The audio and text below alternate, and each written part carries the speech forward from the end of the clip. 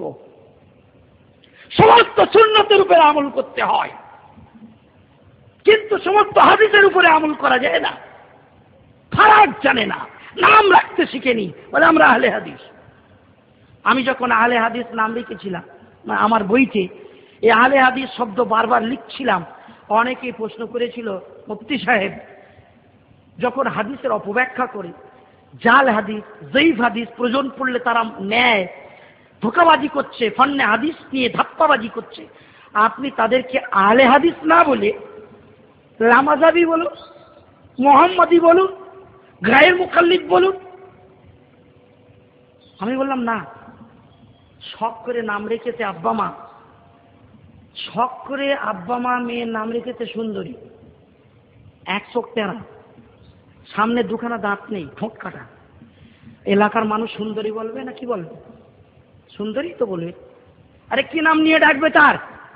সুন্দরী। আব্বা মা শখ করে রেখেছে, যদিও চোখ তেরা, সামনে দুখানা দাঁত নেই, ঠোঁট কাটা, নাকটা, তবু সুন্দরী বলে এলাকার মানুষ ডাকে।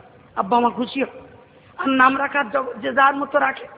আমাদের এলাকায় এক ধরনের খাবার আছে, নাম তার দানাদার, আছে না? দানাদার জানেন তো? কটা দানা? হাসি পেয়ে গেছে, বলে বেদানা। দানা নেই তো? বেদানা, দানায় ভরা, দানাদার, দানা শূন্য। নাম রাখার জগৎ বড় আশ্চর্যের। সব করে আহলে হাদিস নাম রেখেছে। এক জামানায় তাদের বলা হতো আহলে হাদিস ও মোহাম্মদী, এক জামানায় বলা হতো ওয়াহাবি, আবার বলা হতো গায়ের মুকাল্লিদিন, আবার বলা হতো লামাজাবি। ইংরেজ সরকারের কাছে এরা দরখাস্ত করেছিল যে আমরা ইংরেজ সরকারের বড় নেমক হারাম না, নেমক হালাল। ইংরেজ সরকারের আমরা হলাম নেমক হালাল, তাহলে আমাদেরকে ওয়াহাবি কেন বলা হবে? ওয়াহাবি তখন গালির জন্য ব্যবহার হতো। লামাজাবি কেন বলা হবে? আমাদের জন্য আহলে হাদিস শব্দটা বলা হোক।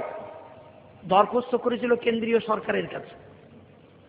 কেন্দ্রীয় সরকার তখন বলেছিল, ইংরেজ সরকার রাজ্য পর্যায়ে পাশ করে আনতে হবে। সর্বপ্রথম পাঞ্জাব সরকার স্বীকৃতি দেয়, সবার শেষে পশ্চিমবঙ্গ সরকার স্বীকৃতি দেয়, তারপরে কেন্দ্রীয় সরকার স্বীকৃতি দিয়েছিল। আজ থেকে এরা হচ্ছে আহলে হাদিস। তাহলে এই আহলে হাদিস ফিরকার মানুষেরা তারাই যারা নিজেদের জন্য আহলে হাদিস শব্দটা বরাদ্দ করিয়েছে ইংরেজ সরকারের কাছ থেকে। কবে দরখাস্ত দিয়েছিল,